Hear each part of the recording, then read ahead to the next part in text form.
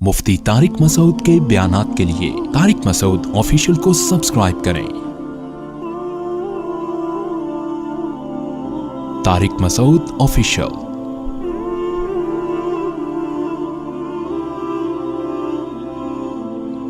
हमारे हजरत के पास एक शख्स आया, उसने कहा, वो पठान थे, हमारे हजरत से बैत हुए। उन्होंने कहा कि मुझे अपनी बीवी पे छोटी छोटी बातों पे गुस्सा आता है तो मैं उसको मारता हूं, बाद में मुझे निदामत होती है कि ये क्या हो रहा है। बोलो भाई, गलत हो रहा है। लेकिन अल्लाह का खौफ था ना, तो उनको एहसास हो गया कि मैं जो बीवी को बिला वजह मारता हूं, बिला वजह किया मारना तो बहुत सख्त हालत में अल्लाह ने इजाजत दी है, बहुत ही कोई मामला खराब हो जाए तो हाथ उठाने की इजाजत दी है। हमारे नबी सल्लल्लाहु अलैहि वसल्लम ने पूरी जिंदगी अपनी किसी जौजा पर हाथ, बोलो भाई, नहीं उठा। ये नबी के अखलाक थे। हमारे यहां बाज लोगों में रिवाज है, जानवरों की तरह कूटते हैं, पीटते हैं, तमीज से बात ही नहीं करते। जब बात करेंगे, यानी हजरत मुफ्ती तकी उस्मानी साहब एक बयान फरमा रहे थे कि एक शख्स ने, फरमाते हैं, मुझे बताया मेरे वालिद साहब को कि मैं जब घर में जाता हूं तो सब घर वाले डरना शुरू हो जाते हैं, कांपना शुरू हो जाते हैं। तो बड़े फख्र से बता रहा था कि मेरा घर में इतना रोब है। तो फरमाया कि ये काबिल तारीफ नहीं है। हम नबी को अगर फॉलो करना है, नबी की इत्तिबा करनी है, तो सही हदीस है, हजरत आयशा रजी अल्लाह ताला अन्हा फरमाती हैं कि आप सल्लल्लाहु अलैहि वसल्लम जब घर में दाखिल होते थे तो मुस्कुराते हुए चेहरे के साथ दाखिल होते थे।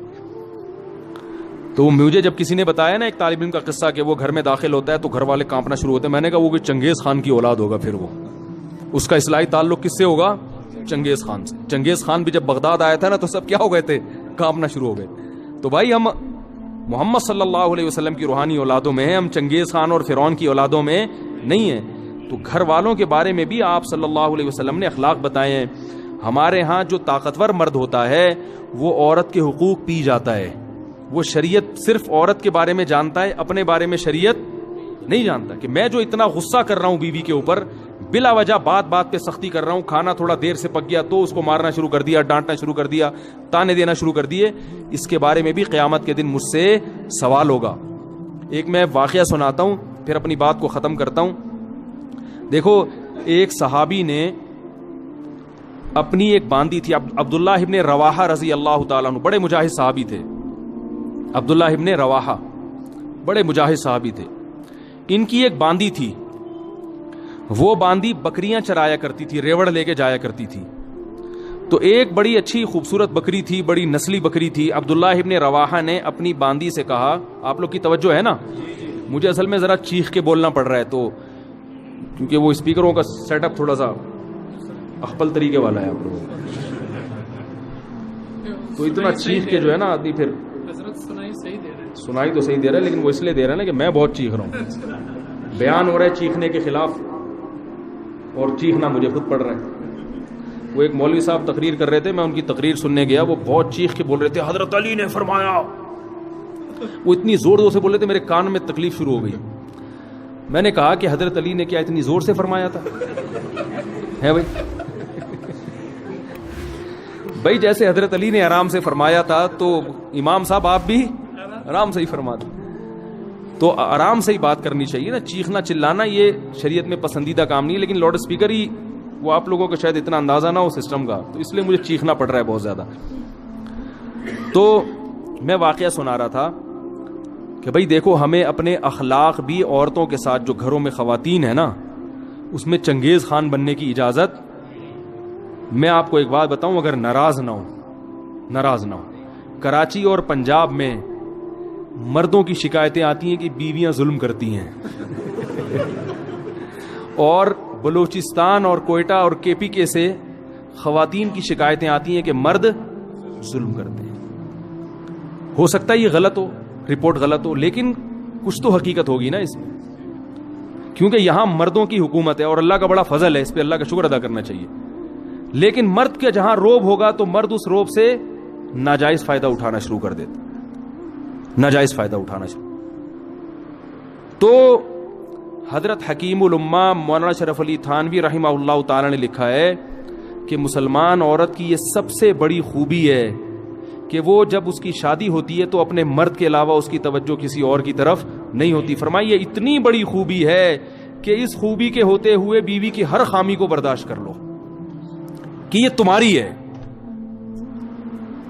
جن لوگوں نے باہر ملکوں میں سفر کیا ہے نا وہ یہ جانتے ہیں کہ وہاں عورت میں ہر خوبی ہے, مگر اس کے بارے میں یہ بھروسہ نہیں ہوتا کہ یہ صرف میری ہے یا میرے علاوہ اس کی کسی اور کی طرف بھی رغبت ہے. یہ بہت بڑا عیب ہے. تو مسلمان عورت میں اب تک الحمدللہ خیر غالب ہے, وفا کرتی ہے اپنے شوہر کے ساتھ. شوہر کو فالج ہو جائے علاج کرے گی اس کا, بھاگے گی نہیں وہاں سے. باقی آپ ذرا جائیں نا دنیا میں سفر کریں تو میاں جب تک کما رہا ہے, صحت اچھی ہے تو میاں ہے, ذرا سا مسئلہ خراب ہوا عدالت سے طلاق لی اور کسی اور سے شادی کر لی. ہمارے ہاں خاندانوں میں جب نکاح ہوتا ہے تو زندگی بھر کے لیے ہوتا ہے, جب تک کوئی بہت سخت مشکل نہ ہو طلاق کی طرف نہیں جاتے. تو یہ بہت بڑی خوبی ہے.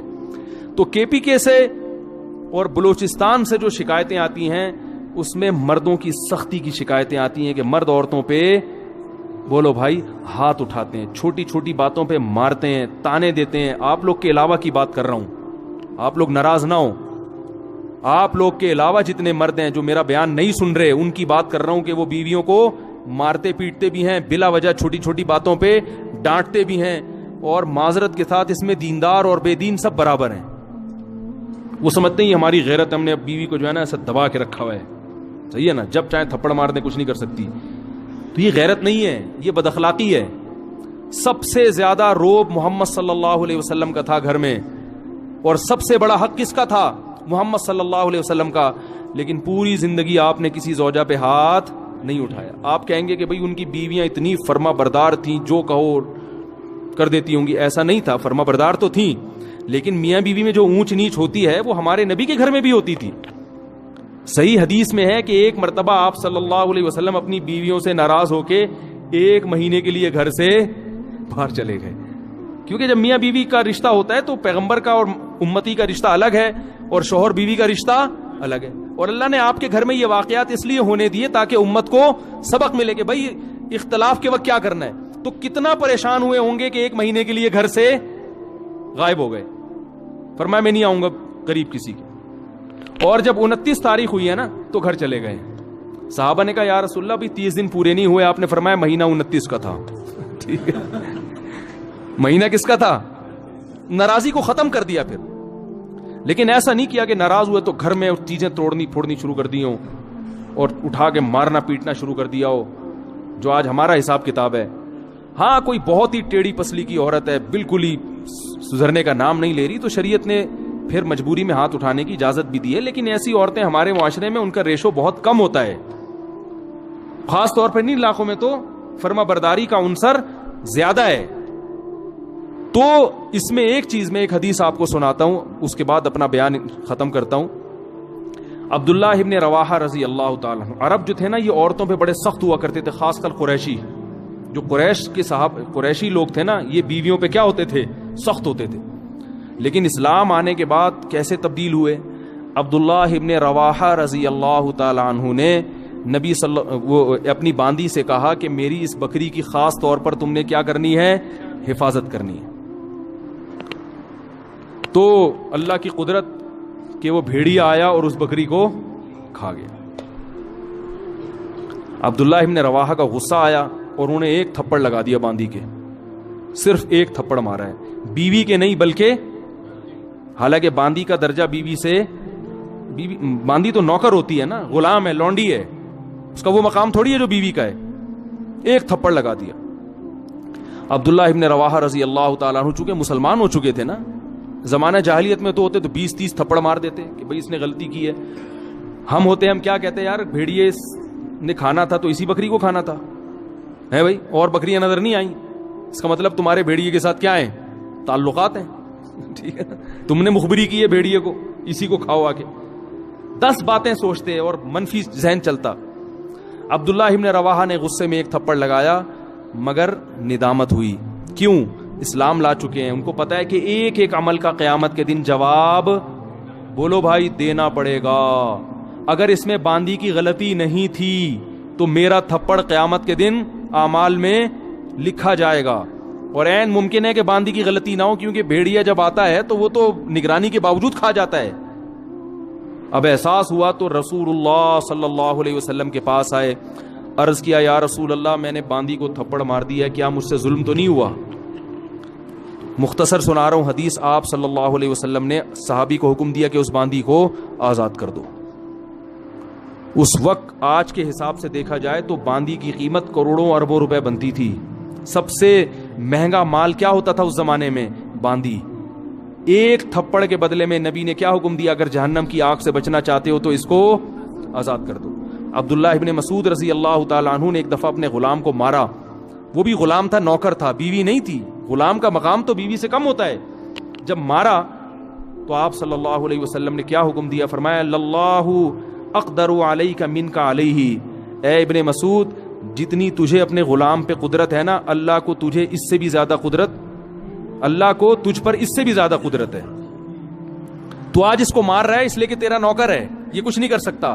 اللہ تیرے گناہوں پر اگر سزا دینا تو بھی کچھ نہیں کر سکتا, کیونکہ اللہ کو تجھ سے بھی زیادہ طاقت ہے.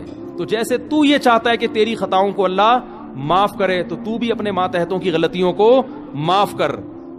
عبداللہ ابن مسعود رضی اللہ تعالیٰ عنہ ڈر گئے.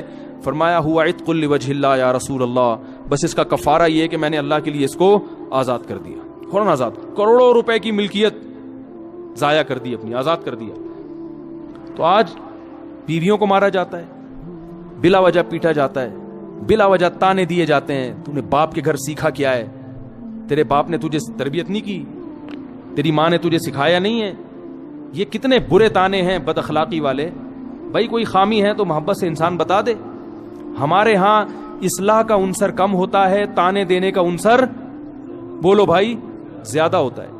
تو بھائی یہ اگر آپ اس طرح سے کریں گے تو کل قیامت کے دن اس کا جواب اللہ کو بولو بھائی دینا پڑے گا. تو یہاں بھی اپنے اخلاق درست کرنے کی ضرورت ہے. تو اللہ نے ہمیں جو پیغمبروں کا جو سلسلہ بھیجا, ان پیغمبروں کا بنیادی مقصد بھی یہ ہے کہ ہم اللہ کے حقوق بھی ادا کریں, جس میں نماز ہے, روزہ ہے, زکوٰۃ ہے, قربانی ہے, اور مخلوق کے حقوق بھی ادا کریں جس میں والدین بھی ہیں اور اولادیں بھی ہیں. تو یہ ساری چیزیں ہمارے گھروں میں آئیں گی جب ہم دین کی طرف آنے کی کوشش کریں گے. اور آج آپ اپنے بڑوں کے حقوق ادا کرو گے تو کل بڑھاپے میں آپ کی اولاد آپ کے حقوق ادا کرے گی. اور اگر آپ آج نہیں ادا کرو گے تو کل بڑھاپا پھر آپ پر بھی آئے گا, پھر لوگ آپ کے حقوق بھی ادا کرنے کے لیے تیار نہیں ہوں گے. اللہ تعالیٰ سے دعا ہے کہ جو کچھ کہا سنا اللہ تعالیٰ اس میں جو کمی کوتاہی ہوئی اللہ معاف فرمائے, اور اس پر ہم سب کو عمل کرنے کی توفیق عطا فرمائے. سبحانک اللہم بحمدک نشہد ان لا الہ الا انت نستغفرک ونتوب الیک.